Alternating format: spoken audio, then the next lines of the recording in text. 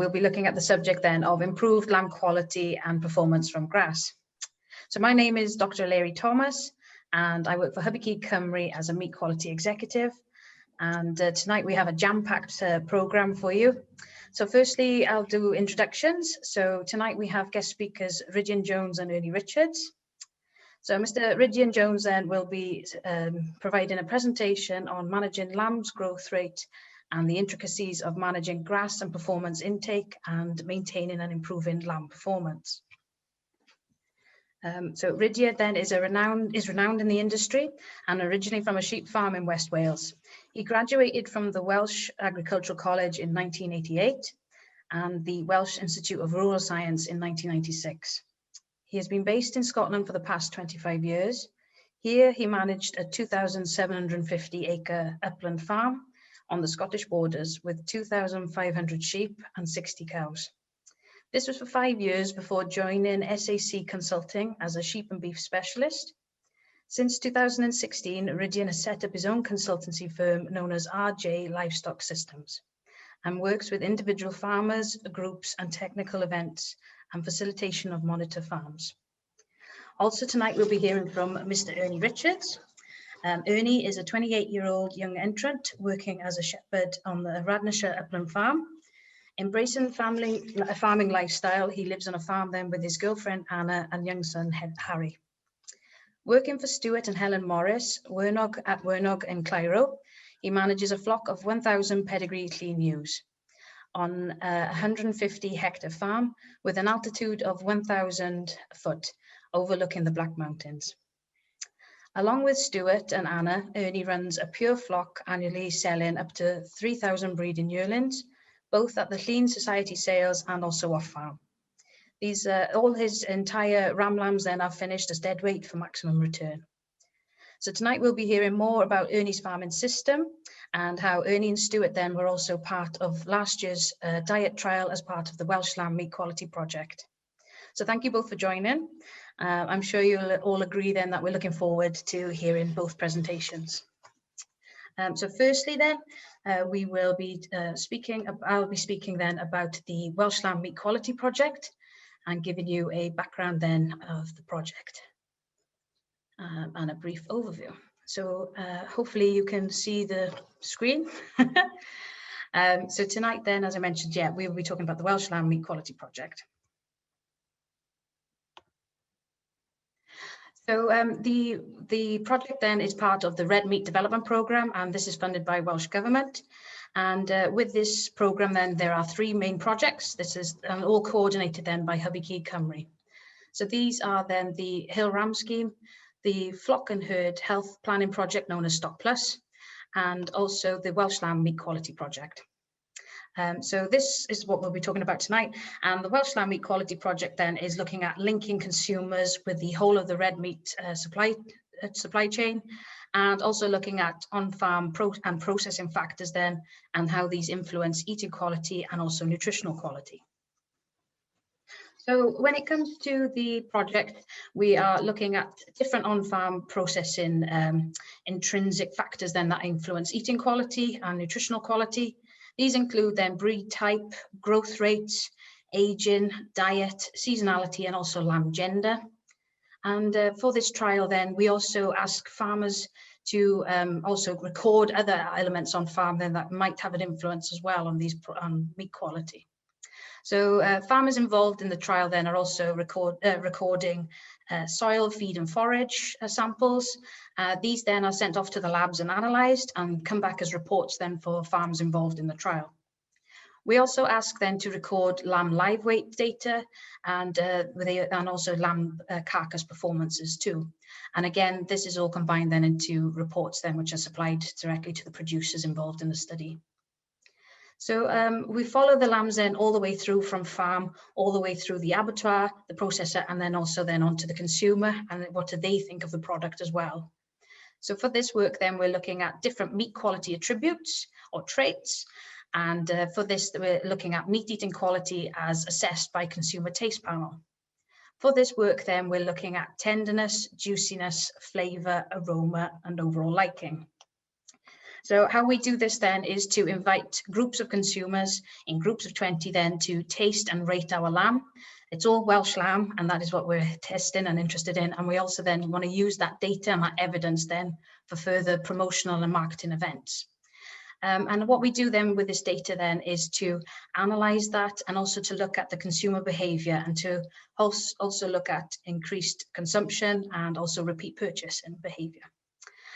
So for the meat quality aspects as well, we're also looking at shear force, and shear force then is a mechanical measurement of the tenderness of meat.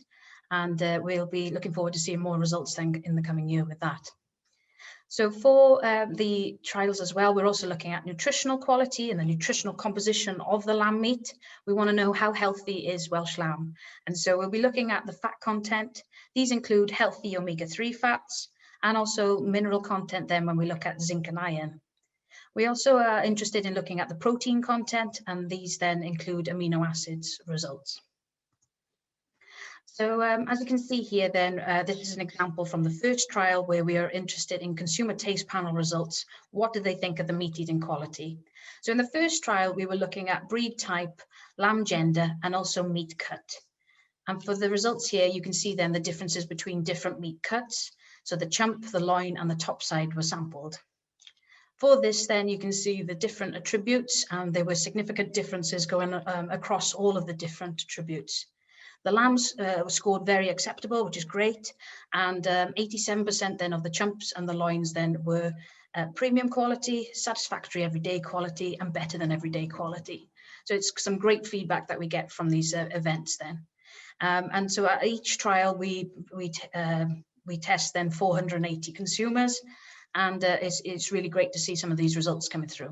So what we can see here then are that the chump and the loin were preferred by these consumers, and when it comes to juiciness, then the chump was in preference then to the loin as well. When we looked then at the lamb gender and also at the breed type, consumers then did not have a preference across these different attributes.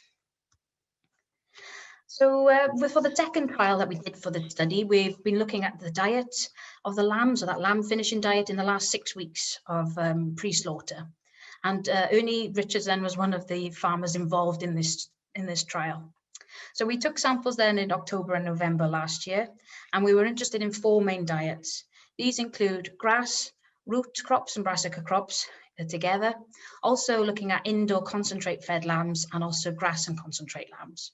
So 4 separate diets across a 6-week finishing period. For this, then the farmers involved were asked to take the feed, forage and soil samples for this, and also to record growth rates as well throughout that 6-week period. For this work, then we had 485 lambs sampled for growth rate, and created a great background as well so that we can understand if growth rate has an impact on meat quality and also nutritional quality traits. For the processing factors then that we were interested in for the diet trial, we were looking at maturation. So this is the aging period of the meat. And for this work then we looked at the loin and also the top side. These samples then were aged for 7 days, 14 days and 21 days. We'll be keen to see the results from this work. So far we've had some of the nutritional results back, which I'll just show you some slides on now. So we've had the protein and the amino acid results back. So just a bit of background then. So amino acids create proteins. They are the building blocks that make up proteins. And a lot of amino acids then we can only get from our diet. So these are called essential amino acids. They can't be made within our bodies. And so we need to have a balanced diet and source these from different sources. Here's a list then of essential amino acids that these are all found within the lamb products within our lamb that we tested, which is great. And then when we were looking at the aging period, it was found then that lysine and also valine were of higher content then in the lambs which were aged. The lysine then plays a part when it comes to protein synthesis, hormone and enzyme production.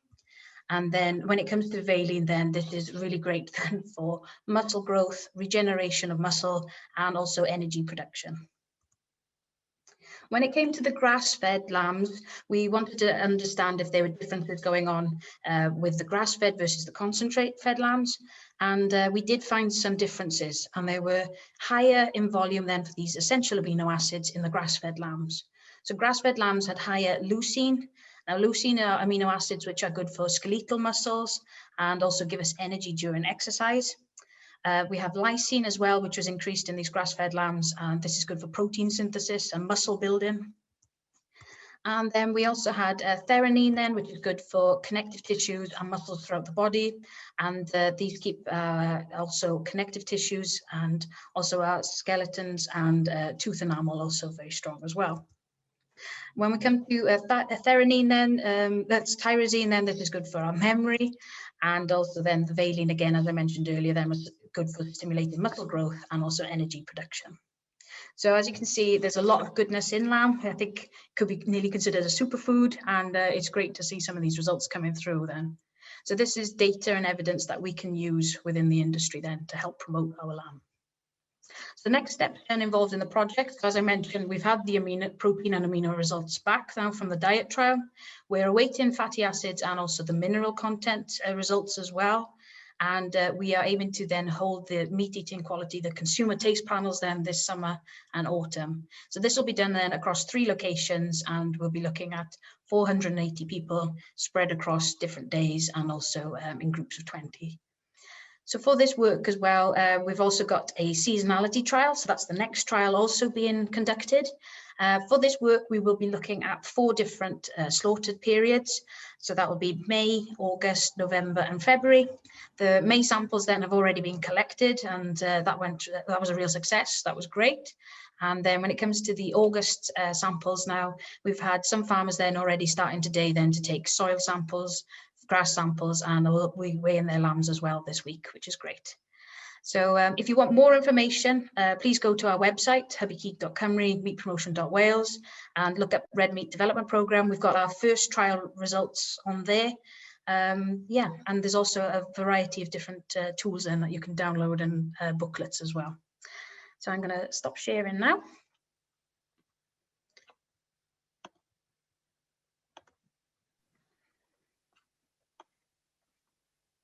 Okay, and yeah, we're going to hand over now to Rhidian. Okay. Thanks, Ernie. Diolch yn fawr. Good evening, everybody. I'm just going to share my screen now, if I can work out how to do it. That's very interesting, Larry. I don't know where you managed to get a picture of me in the gym, but anyway, nowhere's safe these days. Yeah, thanks very much for asking me to talk about this. This is quite an important subject, improving lamb performance from grass and forage. Quick outline of what I'm going to talk about: the importance of lamb growth rate, why should we be weighing lambs, and then some more in-depth detail about how to make the best performance from grass, because it is our most cost-effective way of feeding livestock. And really it's all about quality and intakes, and making sure that the lambs are healthy and nothing else is restricting their growth. So again, the importance of lamb growth rate. If you can get more lambs finished off grass, that's good. Fewer days to slaughter, reduced cost of production. These are all very good key performance indicators. You can time your sales to hit better returns. It's quite important. Even if you're selling store lambs, you'll put more weight on store lambs by the sale dates. I also think that it's quite a good indicator of an efficient sheep system. It means that you've got your ewe nutrition right. It means that you've got your body condition of the ewes at lambing time right. It means that your grassland management is good, and it means that the health of the flock is good as well. There's nothing holding them back, sort of thing.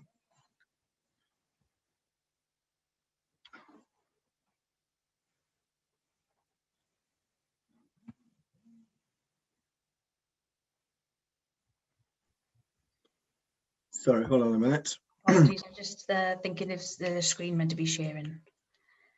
Yeah, hold on. Have you heard anything I've said just now? Yeah, we've heard it, but we haven't seen it. If you've got slides. Okay. Yeah. Sorry, hold on. Right. I'm obviously sharing the wrong.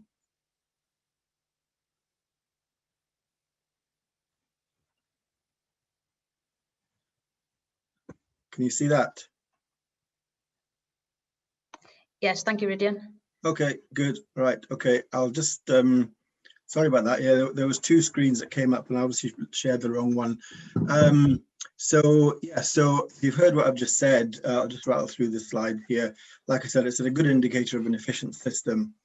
I quite like this graph. It's one that I've had for years on various presentations, and the prices up on the left hand side, don't worry too much about them. The prices are out of date. They're hopefully a lot higher these days, but it just shows that, you know, the lamb that you sell in at this time of year that's grown at 300 grams a day, you'll get the same sort of money for that lamb in December. But that lamb in December has only grown at 130 grams a day and it's probably eaten 3 or 4 times as much dry matter. So, you know, they need less feed. If you can get your lambs away off their mothers, off grass, then the overall feed requirements are much less. And that way you can increase your stocking rate, or you can keep another enterprise on your farm to make better use of your resources. So it's how to get that 300 grams a day versus 200 or 130. That's the key. So weighing lambs, you know, it's obviously very important. Obviously, as part of this project, weighing lambs fairly frequently. It's a good indicator. You know, early season, you can often draw lambs on weight anyway. If you are weighing lambs and they're not doing as well as you might hope, then it's a chance for you to actually change the management. You know, take action, so to speak, and identifying periods of poor growth. So if you weigh your lambs, for example, at 8 weeks and weaning time, then that gives you 2 periods to assess the live weight gain. If you only weigh them once at weaning or even later or not at all, then you might never actually pick up on any factors that might be impinging on their performance. And again, like I said, you know, it's an opportunity to amend or change management before they actually you know, incur a severe growth check. If you're breeding your own replacements, which I suspect most of you will be, then you can also use that information to select superior replacements based on their performance. And obviously, if you're using EID and it's all linked to the dam, then that makes the process even smoother. Something that's in development is this targeted selective treatment worming, where there's an algorithm that's used to determine whether lambs need worming or not. And that obviously is aimed at reducing wormer resistance and ultimately wormer use as well, which is also good stuff. And then also then, if you're interested in calculating your ewe efficiency, as in the percentage of the ewe's body weight that's reared as lambs, then you know, having lamb weights and ewe weights as well, for that matter, is essential to do that calculation. And these sort of efficiency measures are becoming more common, you know, in cattle and sheep these days. These are some KPIs that AHDB have suggested, so we're not going to dwell too much on the table, but it'll all be there as a resource for you afterwards. But you know, you're looking at least 20 kilos as an 8-week weight, at least 30 kilos as a weaning weight, and to achieve these sort of weights, they need to be growing at least 250 grams a day. So that's the sort of benchmark, really, isn't it? Is to keep your lambs growing at that sort of rate or higher. This is probably quite an important sort of slide, in that at this time of year, especially, you know, you can work out what the potential weight of your finished lamb at fat class 3L should be, and it's just a simple calculation based on its potential mature weight, and half its potential mature weight will be fat class 3L for a wether lamb, for example. Now, if you've got ewe lambs, it might be slightly less, and obviously it depends on the breed and so on as well. But if you've got entire ram lambs, and again we'll hear from Ernie later on, then that will be slightly higher. And as you move further into the season, when you've got more sort of store lamb finishing, then again you're putting a bit more frame on lambs at that sort of time of year, so the weights will go up as the season progresses. I think that's what you normally find. And the table at the bottom is really just a sort of a ready reckoner, if you like, just to tell you what sort of growth rates you need to achieve, certain weights at certain times of the lamb's age. So I think just to recap a little bit then on what I deem to be the sort of different stages of a lamb's growth and its development. The first 6 to 8 weeks of its life, it's very dependent on milk from its mother. So really in that period, certainly up to 6 weeks, then the most important factors are the ewe's nutrition and its body condition at lambing time. That's going to drive the milk production and the lamb's performance. As it gets then between 6 to 8 weeks, it starts to transition to grass. So it's very important that that grass is very, very high quality, and the availability must be quite good as well, because there is competition from the ewe herself, and obviously pasture contamination and all these sort of things happen as well. So as we'll see later on, you have a slightly sort of higher sward height in this stage, so that there is more availability of grass for the lamb, and the contamination might be a bit less as well. If it's possible, there's not a lot of people that I know that can make it work successfully, but forward creep grazing is something that it can be done.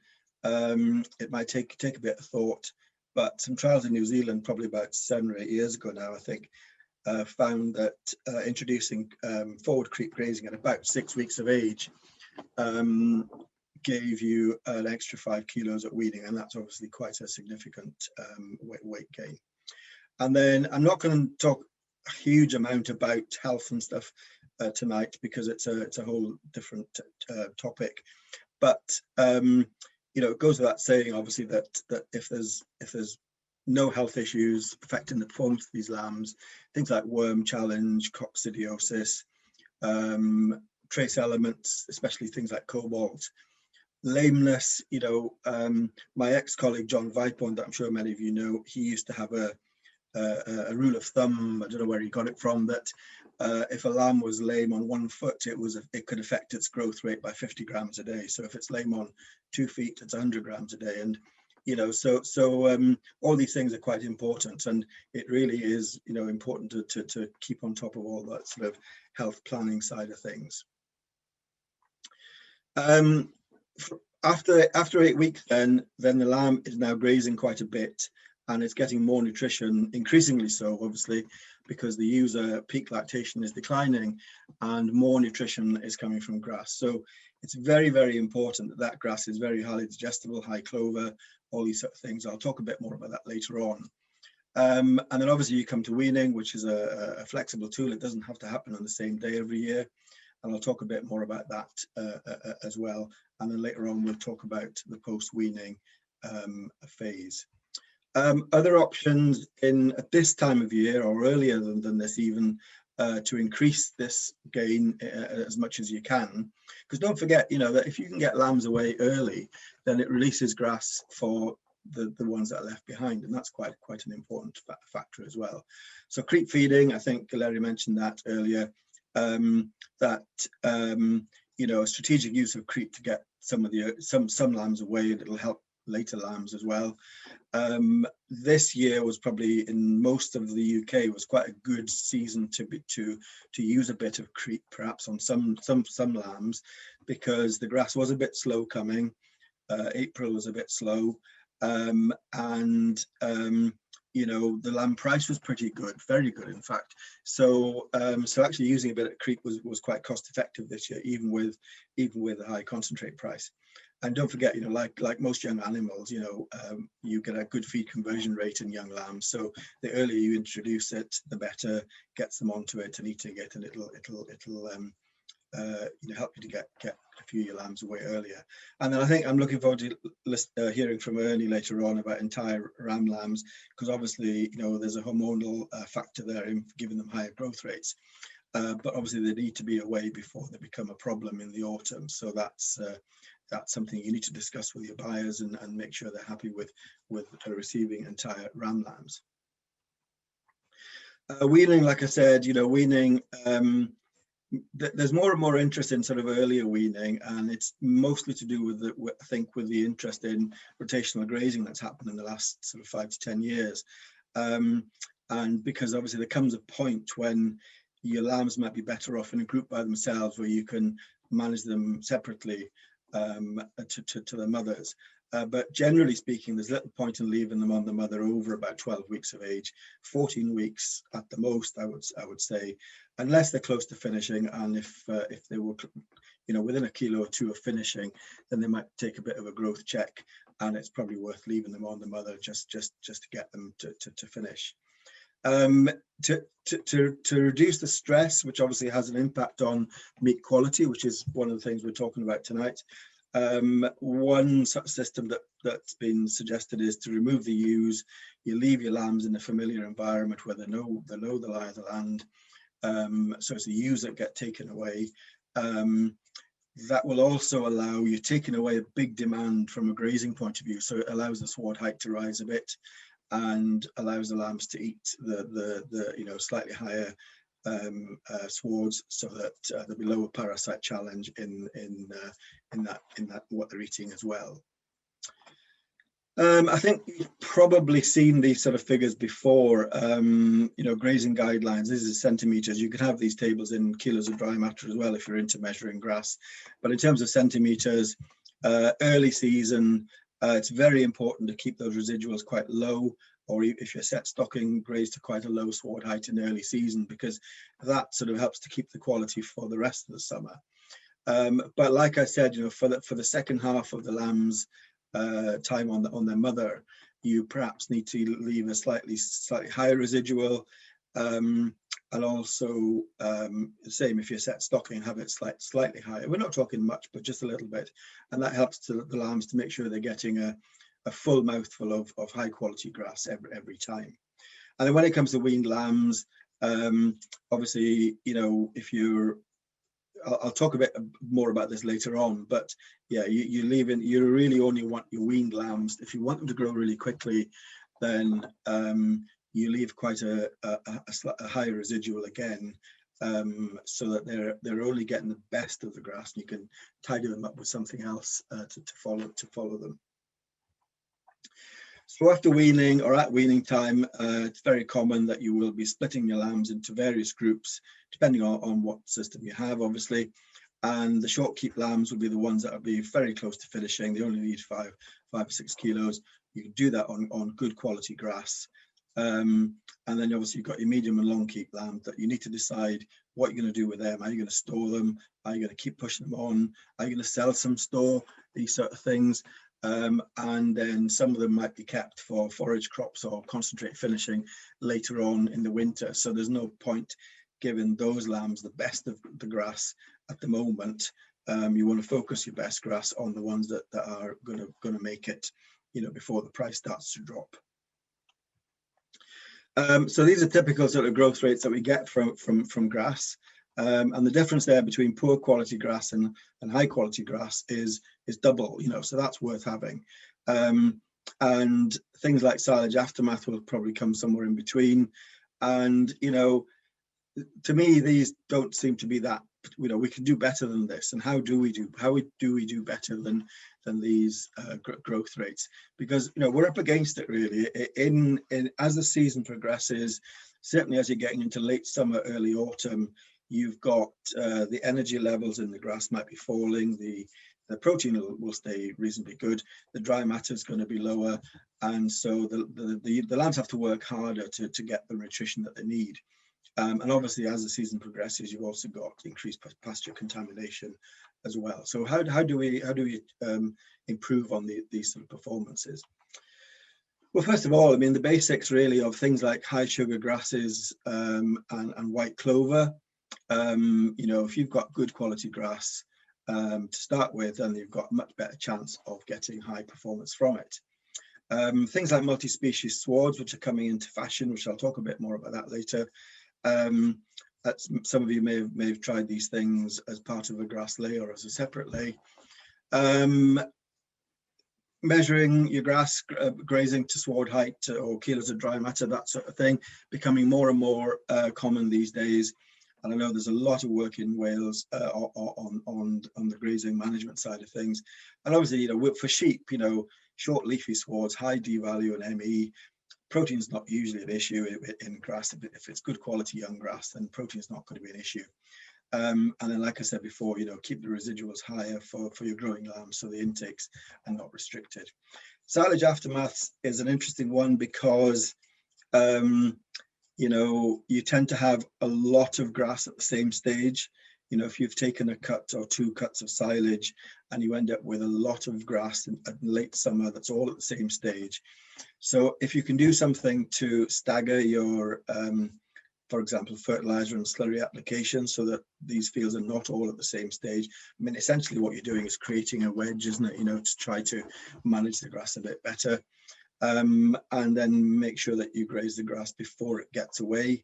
We all know that long wet grass can aggravate things like scald, which is obviously makes the lamb very lame and it won't grow so well.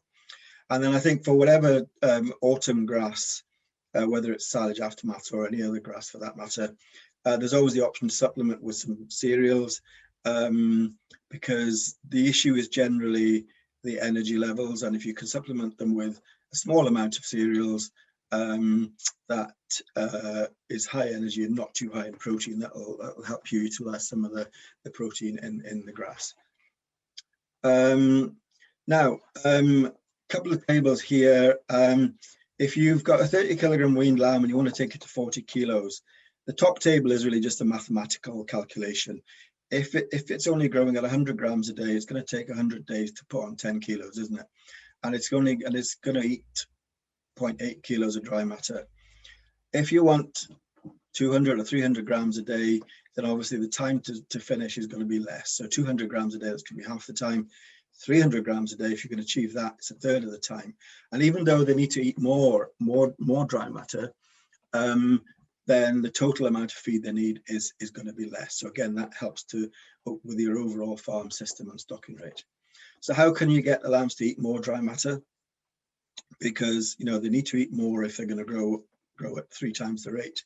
Well, it's really about quality, and, you know, high quality grass is more digestible, and the intake is going to be higher, as well as the ME is going to be higher. So the difference in total ME that they're eating can be really significant. So the table at the bottom, really, there's 3 things there. The first column there, which is species mix, that's really, you know, pasture quality, isn't it? That's what you want. You want high quality grass, and you'll get better growth rates. The sward height, that's availability. So if you're leaving a higher, if you're grazing a higher sward height, then there's no intake restrictions for these lambs. And then the parasite status, where they're worm free, so the grass is fairly clean, so it could be silage aftermaths and reseeds and that sort of thing, then they're going to grow even more. You could add to that final column things like lameness and coccidiosis and all the rest of it, cobalt, that I mentioned before. So that, I think that bottom table is quite a good one. And when it comes to clover content, the diagram on the right hand side shows you 30% clover. This is 30% clover in the dry matter. When you look down on a field of clover, grass clover, it always seems like there's a huge amount of clover, but usually, you know, you need to look at your first assessment and then perhaps halve it, because we're really talking about what's in the dry matter. And really having about, you know, 25-30% clover is quite optimal there. I think I might have mentioned this a bit earlier. A leader follower system, you know, it's very simple to achieve. You basically, and again, it's about making sure that those weaned lambs get the best of the grass. So they will graze the top of the grass, which is going to be high quality, and also there'll be less parasite challenge there. So they will graze perhaps from 10 centimeters down to 6, and then you'll use mature ewes or even cattle to graze the swards down to your 4 centimeter residual, which helps to tidy up the pasture for the rest of the season. And you can do this on a field by field basis, or if you're splitting fields up with fences, you know, you can do it either way, really. Now, multi-species sward, it's not something that I know a huge amount about. There's more and more people trying these things now. I mean, we know we've had chicory and plantain for several years now, but now there's more variety in some of these mixtures. And there is a bit of resurgence in their use. There's nothing new about them. They were used back in the 30s and 40s, I think. It's important to point out that they're not going to be as higher yielding as a normal grass clover lay. There's persistence issues. Some of the species might be sensitive to grazing too low, these sort of things. So it's essential that they're rotationally grazed down to about 7 centimeters. You can't really graze them in winter for that reason. You know, if you graze them with sheep in winter, then some of these species may be grazed out. So that's going to defeat the object, because these mixtures aren't cheap to buy in the first place. But on the positive side, they're very highly nutritious. They pull up a lot of trace elements from the soil because of the deep rooting structure and the variable root depths, and they also help to improve your soil structure as well. And it's also been found, as there's more and more farmers trying these, that compared to normal grass clover lays, it helps to maintain the quality into late summer, and that helps to maintain lamb growth rate and performance. And because of the deep rooting nature of some of these plants, then they're quite good for drought prone areas, or if you've got fields that have got very light soils that are prone to drying out as well. The table on the right hand side there comes from some trials that did a few years ago in New Zealand, and it suggests that as the season goes on, there is the performance, this is lamb growth rate grams per day, the performance from the herb mixtures is maintained or you know, at higher than you would get from ryegrass and white clover sward. So again, that just shows that what I was just talking about earlier. And I think that there's various reasons for this, and it's partly to do with the growth patterns of the plants.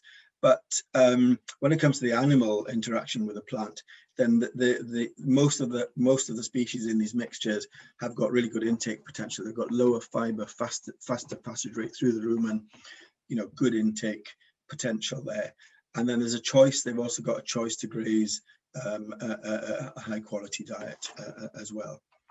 So in terms of grazing these mixtures, then rotational grazing really is essential, because you have to rest them to grow back.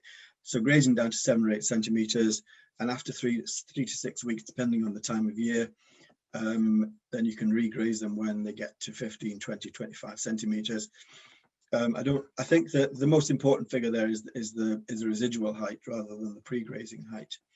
And you will find that different species in these mixtures will dominate at different times of the year. And it's important to actually give them a good grazing in the autumn, not too low. And then obviously the winter grazing is really not something that can be done too hard. And then finally, obviously, if you're keeping your lambs to finish as store lambs in later on in the season, then there's a huge amount of different forage crop options there. And the top table really just shows you the typical sort of sowing dates and the feeding periods for these crops. Generally speaking, things like your stubble turnips and your forage rape, for example, would be used earlier in the winter, because it's perhaps not as winter hardy. As you move further into the winter, things like kale and swedes, they're far more winter hardy. They're more costly to grow, but you'll get higher yield as well. And you know, it's more of a full season crop. Excuse me. And they'll be suitable for grazing after Christmas up to March, you know, to get the lambs away at decent prices at that sort of time of year.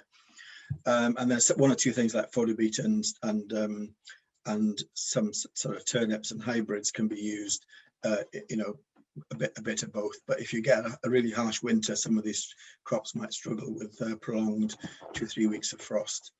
And nutritionally, the bottom table there, nutritionally, really, you know, if it's got a green leaf, it's going to be high energy and protein. If you've got things like swedes or fodder beet and the green leaf is gone, then you need to be aware that the bulb only contains, you know, quite high energy, you know, 12, 13 ME in terms of energy, but the bulbs themselves are actually quite low in protein. This is the same for Swedes and fodder beet. So if you've grazed all the green leaves, or if they've been frosted, for example, then you need to be aware that you might need to add some protein to those crops. But if there's green leaf there, you'll be fine, because green leaf generally equals good protein content. So I think I'm going to stop there now, and just to point out that there's quite a lot of resources you can get online. The booklet on the left there is lamb finishing systems from Hubby Cymru, and some of the tables that I've used in the presentation came from that booklet.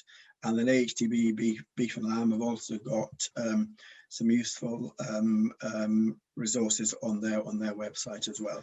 So I think that's me. So thanks very much for listening, and hopefully I can answer any questions. Thank you very much. Okay, thank you, Rhidian. Thank you for the great presentation. Yeah, we've got some questions coming in. We will hear from Ernie Richards first, and then we'll have questions at the end. So please feel free, if you've got any questions, to enter them into the chat, and also the Q&A section. I should also mention that tonight's presentation is also being recorded and will be available on the HCC YouTube channel as well. Okay, so I'm going to pass over now to Ernie Richards.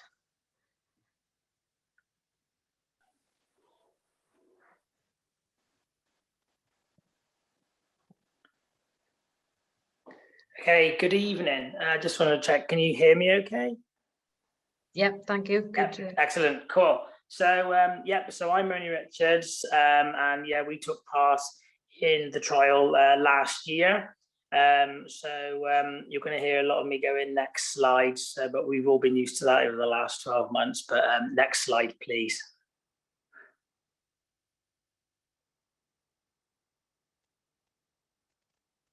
Okay, so I currently work as a shepherd, as Larry said, for Stuart and Helen Morris. We run a 350-acre upland farm overlooking the Black Mountains and Hay on Wye. So we're within the Cliro parish, and the farm lies at 1,000 foot at the yard. And goes up to about just under 1,300. So on the map, you can see where just in the bottom right-hand corner would be where the lower would be the lower part of the farm at about 1,000 foot. The grey section just above is where the yard is at 1,100, and that's to the right photograph is the main farmyard there, where we ex-cattle sheds, where they've been adapted to house sheep and handle the sheep. So within a ring-fenced farm, within there we've got a mixture of fields which are from 2 to 3 acres up to just under 30. So we've got a real mixture of grazing fields for the sheep, which which can come in useful on times. The lower part of the farm often lies wet, with the lower fields, and the higher parts of the farm are quite exposed, but the fields are dry. So they're the fields which we use mainly for wintering our sheep. We outwinter all our sheep, and we also, but we do house prior to lambing.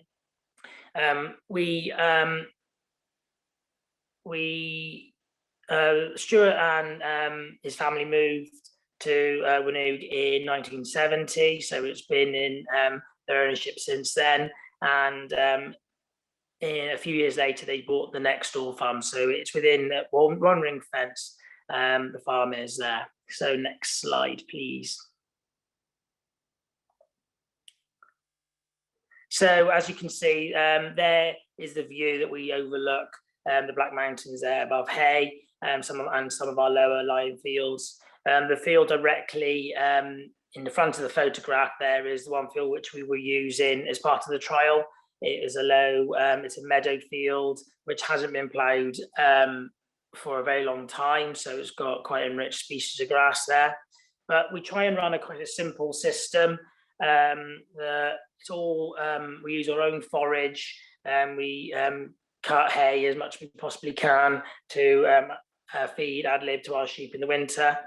We do buy in concentrate feed to finish lambs and also prior to lambing, but we also do plant between 10 and 15 acres of Swedes each year to also bring a new lay into the farm every year. So that helps with having a break crop. And what we also do, once the Swedes have been grazed in the winter, we then, as soon as we possibly can, and the dry conditions come in the spring, we then work the ground down and put in a rape and Italian ryegrass mix. So this is what we use then to try and finish the lambs off as much as possible. But with the lambs part of the trial, they were just on this particular field was an old meadow pasture and a field which has also probably been down for probably 10 years now. Yeah, so going back to the system, we've run a very simple system here. We run 1,000 ewes, and with that, they're all pure. I work for Stuart, and I'm the shepherd here, and I've been working for Stuart since 2016. It's been great to get to know the local area here, and also getting. I'm a young entrant into the farming industry. My parents don't farm. My grandparents have a small holding, so it's been a great opportunity for me to help and manage a farming system here. Stuart wanted to take a step back, and is now doing more than ever with me being here. But no, it works. It works for us. In terms of nutrients and things for the farm, we haven't used any artificial fertilizer for over 20 to 25 years. We use our own sheep manure. We also buy in chicken muck, and we also do have biosolids as well. So we try to use a right range of fertilizer, organic fertilizers to try and enrich our farm. So yeah, next slide, please. So we run a flock of 1,000 pedigree clean ewes, which are all pure, and we buy in registered rams every year, all cleans. The flock is closed, so we don't buy in any replacements. We keep about 200 to 250 replacements every year. And we also sell anything between 250 to 350 yearlings every year. So we try and keep the system and the sheep system as simple as possible to try and get maximum returns. All the ram lambs are kept entire. I'll go on to that in a bit. As much as possible, they are fattened off grass, but we do house them in the autumn into the winter. Not giving them huge amounts. They aren't on ad lib, but they come in to ease the pressure off the fields, and also to allow more grazing space for the breeding ewes. So we run 1,000 ewes, but we lamb them in 2 lots of 500, which helps with building space and labour at lambing time. And the middle photograph there shows some of our ewes back in the spring on some Swedes, and the ewes do seem to do really well on the Swedes. The left photograph is we also do lamb out between 120 to 150 hogs every year. We feel that works for us, and that's some hogs and some lambs there. We try and the flock itself is we have a strong vaccination policy and a strong health status, trying to maintain that. We vaccinate for footvax, Heptivac, and we also do Enzo and Toxi for abortion as well. So our barren rate is very low, and we scan about 170 to 175, which is great for an upland farm. Yeah, so next slide, please. So yeah, we were part of the project last year, and what we chose to use, we use the ram lambs, which we do keep entire. As said, yes, there is certain things which with ram lambs, especially in the autumn, they do tend to walk the hedgerows and things like that. But by them being kept entire, it does help with the growth rates. But I think with us, the cleans are a later maturing breed, so it definitely helps them being a later maturing breed in the fact that we don't necessarily have too many problems that way. So part of the trial itself, we used 69 lambs, which we chose that were all 38 kilos plus. We tried to select lambs which were very standard to what we would have that time of year. We didn't choose any lambs particularly for any size or conformation. We just chose a random selection of lambs of that weight. Prior to going into the trial, we had drenched all ewe lambs and ram lambs with a purple drench. We tried to ensure we were on top of our use of drenches, and we already used the group 4 and 5 for the drenches. So they were done with a purple drench, and it made a great difference there. Whilst part of the trial, they were in 2 different fields, an old meadow and a lay, which would have been laid about 10 years ago. So as part of the project, we did also collect some grass samples. So next slide, please. So every fortnight, we did weigh the lambs. We've got a digital scales, but it's not linked to the EID reader. So we'd manually weigh the lambs and then read them through, because all the lambs were tagged. We read them, and then we, to one or the other, gave the weights out to record them manually on a chart like that, and then put them onto a spreadsheet to send to HCC, which worked really well.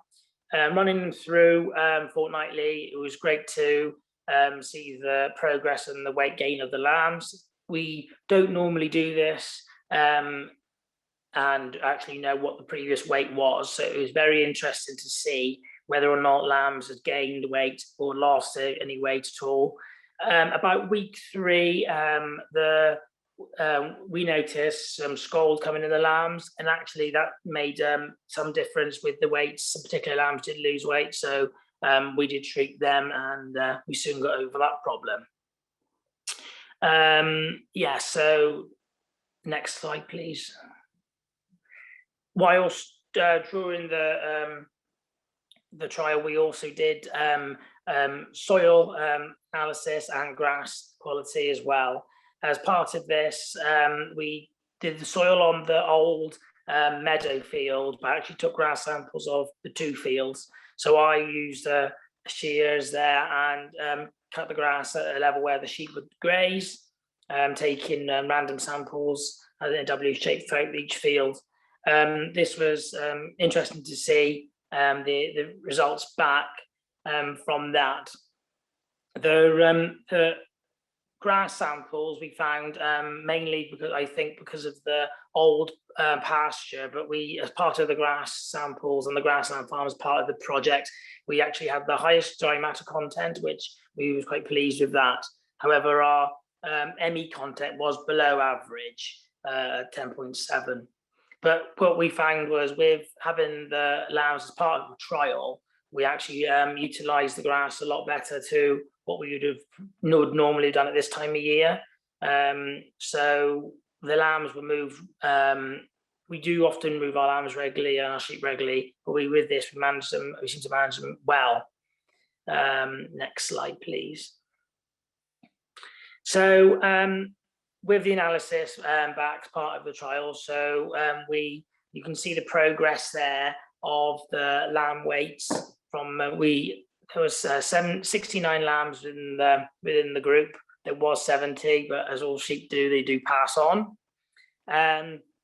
So in week 1, the average weight was 40 kilos, and the weight went up to 47 there. So there was a steady increase. Obviously, there was some lambs which this is the average, so there was some lambs that perhaps didn't do it, and some lambs did exceed it. But overall, there was a good steady increase throughout that period of 6 weeks, which we did note as well. So next slide, please. So this chart shows the day live weight gain of the lambs. So ours were 179 grams per day, which was over the project lambs off grass, which we were very pleased with. For this time of year, we were quite dubious to see how our lambs would do, as this time of year we normally do tend to start housing lambs depending on the weather, and obviously with tapping also in the time, we do try to offer our poorer ewes the good grazing to ensure maximum return from them. But it was interesting to see, though, between weeks 2 and 3, that the increase went to 206 lambs per day, and then did go back down to 139. Could be to do with the fact that that's when the scald perhaps came, and then we had to treat. But it was just good to see that it was a steady increase also. Next slide, please. So once the lambs were killed, we sent the lambs to Farmers Fresh Wales in Wrexham as part of the project. Out of the lambs that we had, 49 lambs were selected that were what we felt were ready to be sold as part of the project, with 9 being selected as part of the trial. It was pleasing to see that the grading was good, with the lambs achieving good grades there, and with the whole 49 lambs to see 84 lambs being in specification there. It is very interesting to see how our killing out percentage had an average of 43.8 killing out, which off grass we were very pleased with, especially as the lambs were surprising how the dead weight for the 9 lambs were 21.9, but was over 22.9 overall. What we felt is we wouldn't have normally kept the lambs so long, but we actually felt that they actually did a lot better. But obviously, we felt that if it was a bit early on in the season, we wouldn't have kept them, and they probably would have gone in, either be sold or gone into finishing side. So it was interesting to see how the lambs did, and we were very pleased with them. Next slide, please. So my overall conclusions was that we felt that the project and the trial was an excellent way to investigate our system and how we finish our lambs. We tend to try and finish about 300 off grass, including the rape and Italian ryegrass mix. But also with this, we actually gained we gained at least another 50 lambs extra by keeping them outside on the mixture between the 2 pastures. So looking forward to the future now in the autumn, we're probably going to try and do the similar type of thing again. My thoughts anyway is probably use this the old meadow field again. It's currently going down for hay, so it'll be interesting to see how that comes on. But I think having less numbers in a bunch, I think it works particularly well, and moving them more often does seem to work efficiently. Within our system, we're always trying to fine-tune things and able to get maximum returns.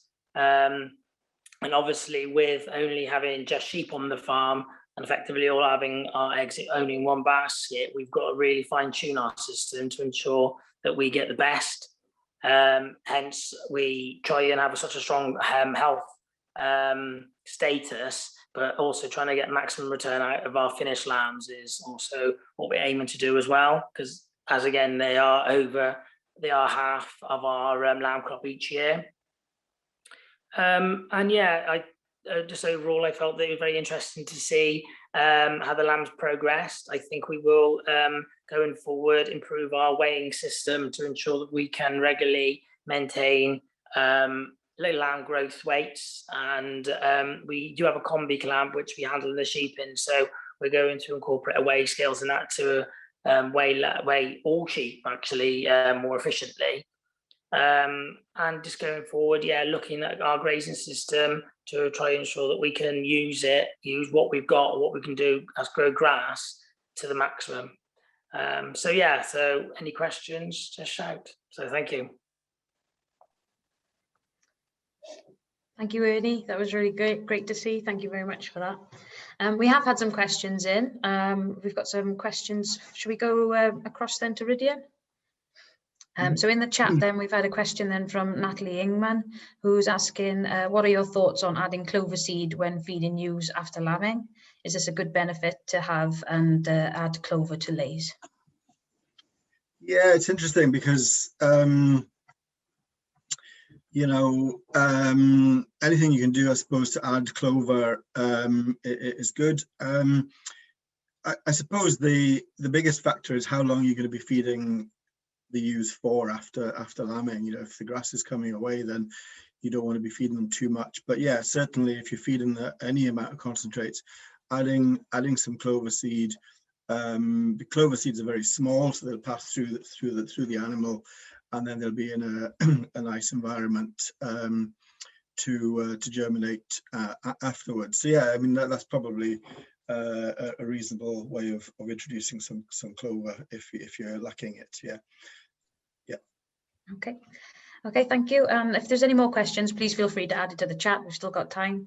We've had another one then, I'll ask now for you again, Rhidian, from Hugh Corey. So I grow turnips and every year we have trouble with flea beetle. We are not allowed to spray. Do you have any suggestions to make turnips a reliable crop in their farming system?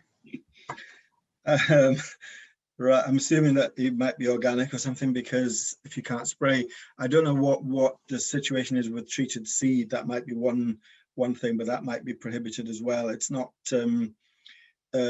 options are becoming fewer and fewer for these sort of things. But I mean, I'm not going to answer this very well, I don't think. But I think the best thing to do is to consult a local agronomist. That'll keep you on, you know, keep you on board with all the right advice in terms of what you do to minimize these things. I know it's difficult in some circumstances. It might be worth looking at other options as well. It's sometimes not easy if you're not able to spray. I don't know if Ernie's got anything to add to that.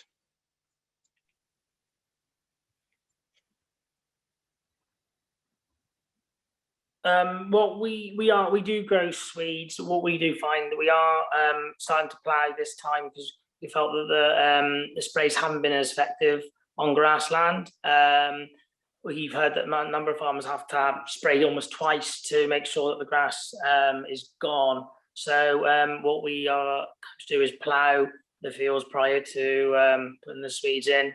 What we do is we'll plough, power arrow, roll, and we'll broadcast the seeds with a spinner. So we try to do it that way. It's a cheaper way of doing it for us. We do all field operations ourselves. What we found the last couple of years, the grass has almost come too much for the Swedes and overtook early on. But the Swede crops have been successful once they've been established, once the grass has got behind them. Okay, thanks, Ernie. We've got a question for yourself, Ernie. So have you made any changes to your finishing system since becoming a part of the Welsh Lamb Meat Quality Project? We haven't yet. So because it was in the autumn last year, we'd already housed some smaller lambs by the end of the project, when that would have been October. But what we will try and do, or I'm thinking about doing now this autumn, is trying to put our lambs into more segregated groups according to weight, to ensure then we can try to get some away a lot quicker off grass, and also try and keep some more out on grass without avoiding to bring them in on concentrate. But the project actually has enlightened me into the fact that having them in smaller bunches, moving them regularly, and trying to having segregated fields for them will actually ensure that we can potentially finish more off grass, which I think we'll try and do. Okay, sounds good. Well done. Also then, there's a question coming from myself, which is, how does grass or forage-based crops then influence eating quality and meat quality? So that's something that we've seen the protein results then as I presented tonight. So the grass-fed lambs then did have higher protein quality in a way when it came to human nutrition, which is great to see.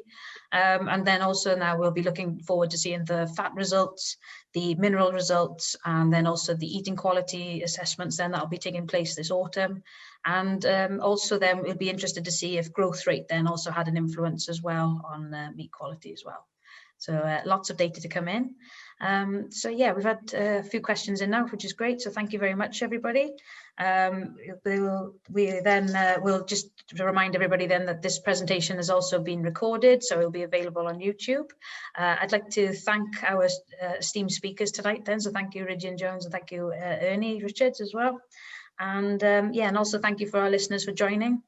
Yeah, thank you, good night, and diolch yn fawr, and noswaith dda.